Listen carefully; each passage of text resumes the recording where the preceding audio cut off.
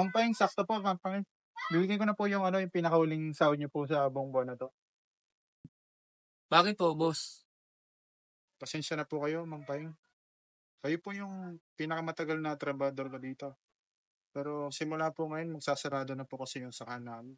Kailangan niyo na po maghanap ng ibang trabaho. Paano na po pamilya ko? Paano ba bubuhayin pamilya ko kung wala na sakaan? Pasensya mo na talaga kayo, Mang Peng. Hindi ko na po problema yun. Sige sir, maraming salamat po. Sige po, Mang Peng. Maraming salamat po sa service niyo dito. Thank you.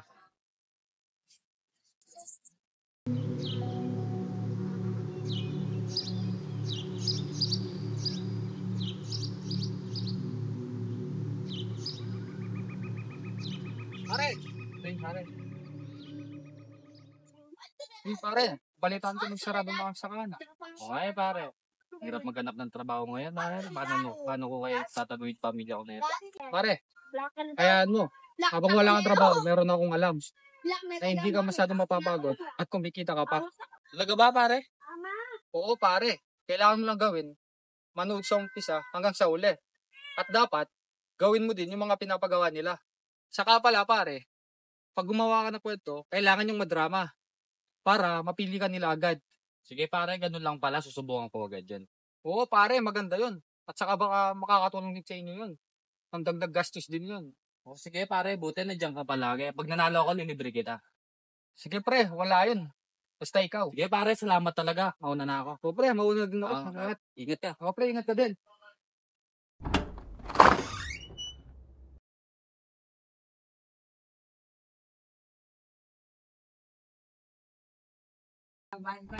Paano po tayo? Hanggang mo ngayon anak ka. May seminar po kasi yung mga teacher namin tayo.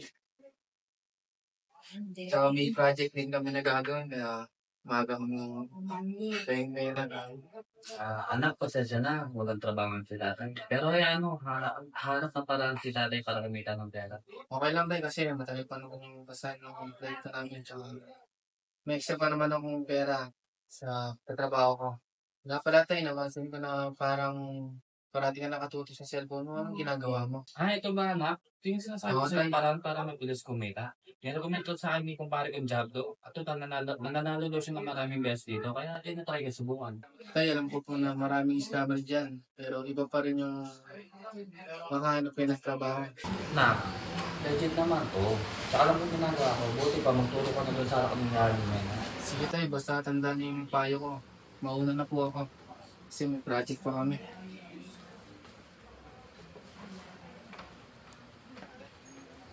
Sino kaya itong tumatawag na to? Hello po? Hello po? Kayo po ba si Tatay Paeng? Ako nga po yun. Sino po sila? Tay, huwag po kayong magugulat. Dahil isa po kayo sa napili para manalo sa aming parapol na 10,000 pesos. Talaga po ba? Ako po ba yung napili nyo? Maraming salamat po. Tay, wala nang paligoy-ligoy pa. Para maklaim ninyo ang inyong prize. May Gcash po ba kayo? Kasi nowadays, konti na lang po ang taong walang Gcash. Opo, meron po. Sige po, Tay. Pwede niyo pong isend sa akin inyong pangalan at inyong number sa Gcash. And I will send you the prize. Tay, nasend ko na po. Check nyo na lang po kung na-receive nyo na ang prize ninyo. Opo, nandito na po. Maraming salamat po. Sige po, Tay. Patuloy lang po kayong manood sa aming mga videos at malaki po ang chances ninyo na manalo ulit sa mga pepremyo namin. Huwag niyo po kalimutang mag-like, follow, and subscribe sa lahat ng ating mga channel. Bounce na po ako. See you at my streams. Tayo, mano po tayo. Anak, ito din pambili mo na project. Tapos yung sobra, preparein mo na lang. Iyo po. Ang laking halaga nito tayo. Saan galing to? Yun yung sinasabi ko sa'yo, na madali lang kumita. Basta gawin mo lang yung pinapagawa nila, tsaka may konting tiyagan. May konting tiyagan. Pero mag-ingat ka pa rin dyan, tay. Kasi maraming scammer dyan. Tay, napansin ko. Marami na lang kayo nagaganyan. Kung masyado mag-alala sa akin, alam mo naman ginagawa ko. Mag-ingat na lang po kayo. Maghanap po kayo masyadong magtitiwala. Huwag kayong bibigay ng mga personal details nila. Alis na po ako. Sige anak, ingat ka.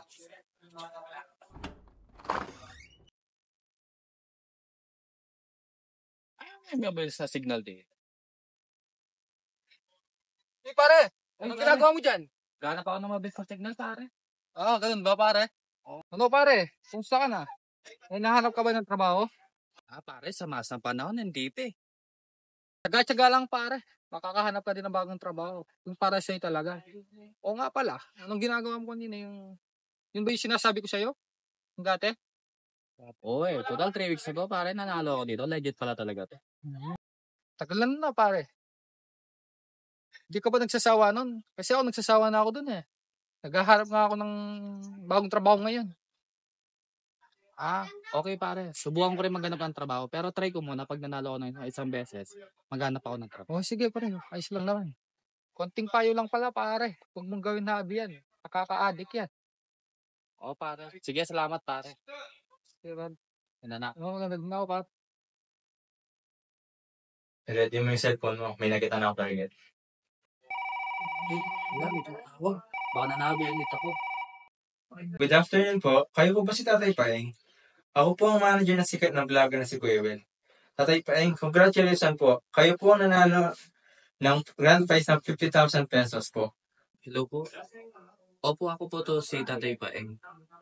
Maraming salamat po. Kayo po ang pinakamaswerteng manonood na napili sa grand prize po namin. Sobrang nadig po kami sa inyong kwento, Tay. Opo, sakto po. Wala po akong trabaho ngayon. Malaking tulong po sa pamilya ko ito. Maraming salamat po. Para po makuha niyo ang mga prize niyo, Tatay Paeng, kailangan niyo pong unang isend ang mga requirements na ibibigay namin sa inyo para po maklaim ninyo ang inyong reward. Para po maklaim ninyo ang inyong prize, Tatay Paeng, kailangan niyo pong isend ang inyong informasyon para mapatunayan na kayo po si Tatay Paeng. Kailangan niyo rin po ma-meet ang aming requirements. Ano po ba yung mga requirements nyo? Una po ay yung complete name niyo, age, date of birth, birthplace, gender, complete address, cellphone number, GCash number, at ang last po ay kailangan niyo po at least may laman na 25,000 ang GCash niyo. Paano po na ito? Wala naman po laman Gcash ko. Tsaka, saan naman po ako hahanap ng ganong kalaking halaga sa Gcash? Ay, ang laki-laki po nun. At bakit kailangan po ng ganong kalaking halaga na laman ng Gcash ko? Pang reference lamang po ito dahil may send po kami sa inyo na numero para may claim niyo po ang price niyo. At hindi naman po mawawala ang pera niyo dahil requirements lang po ang inyo for claim. Pasensya na po talaga, Tatay Paeng. Kailangan po talaga namin ang requirements niyo para may bigay namin ang inyong price reward. Kung hindi niyo po ito masusunod, hindi niyo po ma-claim ang 50,000 ninyo. Ganun po ba? Sige po, meron po akong kilala na makapagbibigay sa akin ng kalaking halaga. Saglit lang po. Hello? Tao po, pare. Wala akong pera ng gano'n. Pare. Uy, pare! Pasok ka, pare! Upo ka, pare. Anong sadya mo dito, pare? Buti nakasadya dito. Pare, ko na lang talaga malalabihan ko, pare. Kailangan ko silang malawin talaga. Lalo na yung anak ko, may kailangan sa nilang para sa eskwela sa project nila. Basta ikaw, pare. Kung magkano aabuti ng budget ko, sige, papahiramin kita. Total, may utang na loob ako sa inyo. Hindi ko maaari. 25,000 pare. Ganun kasi talaga kailangan ng anak ko para sa kanyang project. Saka dagdag na rin pambili ng bigas namin sa mga gastusin namin. Sige, pare, walang problema. Bayaran mo lang sa akin ng hulugan. Oo, pare. Maraming salamat pare. Malaking tulong sa akin. Ayos lang yan. Basta ikaw. Huwag mo muna, pare. Sige pare. Basta kung kailangan mo ng tulong, pare, nandito lang ako. Huwag kang mayon magsabi, Oo pare. pare. Maraming salamat pare. Sige, pare. Ingat ka, no? Oo, nanak pa. Okay, sige, pare. So po, Mr. Manager, kompleto na po yung mga requirements ko tsaka yung halaga na 25,000. Hello po, Tatay Paeng. That's great po. Isasend po namin ang inyong price reward. Sir, may magtitext po sa inyo na kailangan po for claiming your prize money. At sabihin niyo po sa akin kung anong yung number para masend na po ang inyong pera. Hello po. Ito po yung number. 612-654. Salamat, Tatay. Merry Christmas! Pumasok na. Nice one! Salamat, Lord! Hello po. Sir. Hello? Hoy. Sir. Hala, Hindi ko mabuksan. Tama naman pin ko. Nakawin na ako tayo. Paano po? Paano po kayo at parang hindi po kayo mapakali? Anak, di ba marunong magpag ng pin sa Gcash? Opo. Hindi ko kasi mabuksan tong Gcash. So, kahit ulit-ulit yung mga sinusubukan. Tama naman ang pin ko, pero iba pa rin talaga. Baka nagpalit po kayo ng pin code tayo. Kailangan kasi hindi nyo basta mo namimigay yung pin code nyo, lalo na yung number ng Gcash nyo. Hindi ko nga ito ginagalaw. Ayaw na talaga magbukas kaya tama naman yung pin ko. Ito po tayo. May notification na nagpalit kayo ng pin code. Napansin ko rin tayo na meron nag-text na sa inyo ng OTP sa GCash. Kailangan kasi yun para mapalitan yung password. Ganun ba, anak? So, sige, tuloy mo talaga. Dyan, bibili kita ng bagong cellphone dahil nanalo ako ng 50,000. Ala, saan yun naman na pera na ito? Anak, ay scam yata ako. Sabi sa inyo tayo, huwag kayong magtitiwala sa mga nakikilayan nyo sa online na yan dahil maraming scammer dyan. Tama ka, anak. Dapat nakinig ako sa'yo. Pag-umpisa pa lang. Sabi sa inyo tayo, Dito wala na akong trabaho. Scam pa yung perang inutang. kaya palagi ko yung pinapanahanap tayo dahil maraming scammer dyan. Dahil nangyari na yan, at least makita nyo na kung ano yung pwedeng mangyari. Tama ka, anak. Huwag magala tayo. Mababayaran natin yung nautang nyo na yan. Ngayon tayo, alam nyo na maraming ganitong klase ng mall sa social media. Kailangan po natin itong i-post sa social media para magsilbing aral sa iba para hindi na maulit or may mabiktima pa sa ganitong modus.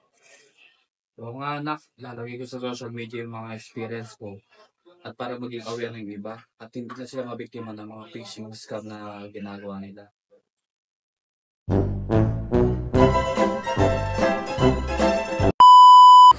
Sige sir. Ay, Sige. Meron akong alam. Trabaho. Ay, wait lang. okay na ka. Maaga pong Po kayo sa mga aming napili. Itong mga requirements na hinihingi lang dito. Wait lang nga. Ganun kasi kailangan ng ay!